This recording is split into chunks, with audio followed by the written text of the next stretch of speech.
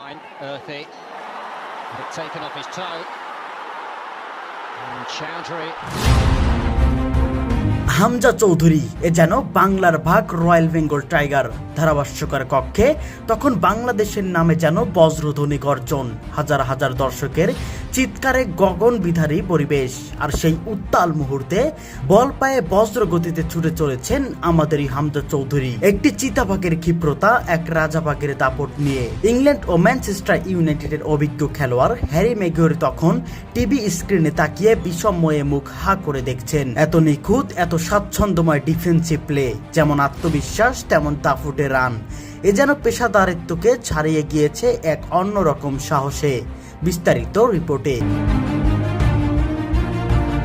English চ্যাম্পিয়নশিপের সেমিফাইনালের দ্বিতীয় লেগে নিজেদের মাঠে ব্রিস্টল সিটির বিপক্ষে ৩-০ গোলের লিড নিয়ে মাঠে নামেন শেফিল্ড ইউনাইটেড। প্রথম থেকেই তারা মাঠে নামেন ডিফেন্সিভ কৌশলে, আর ঘরের মাঠের দর্শকরা যেন প্রতিটি মুহূর্তে তাদের হৃদয় ঢেলে দিচ্ছেন গ্যালারি থেকে। তবে বাঙালিদের জন্য বদলে যায় ম্যাচের ৩৮ মিনিটের ঘটনায়। একটি কর্নার কিক থেকে গোলের জন্য মরিয়া ব্রিস্টল সিটির ফুটবলাররা যখন বলকে জালের দিকে ঠেলে দিতে চায়, ঠিক তখনই বজ্র সময় ক্লিয়ারেন্সে নিজের পায়ে বল নিয়ে নেন হামজা চৌধুরী। কিন্তু এখানেই থেমে যাননি, বলটা যেন নিজের আত্মা দিয়ে ছিনিয়ে নিয়ে ছুটলেন চিতাবাঘের বেশে।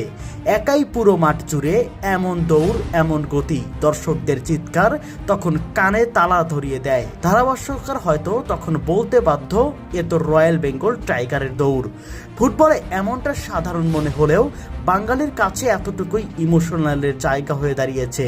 এক হামজা চৌধুরী বদলে দিয়েছে ফুটবল নিয়ে বাংলাদেশের স্বপ্ন দেখা।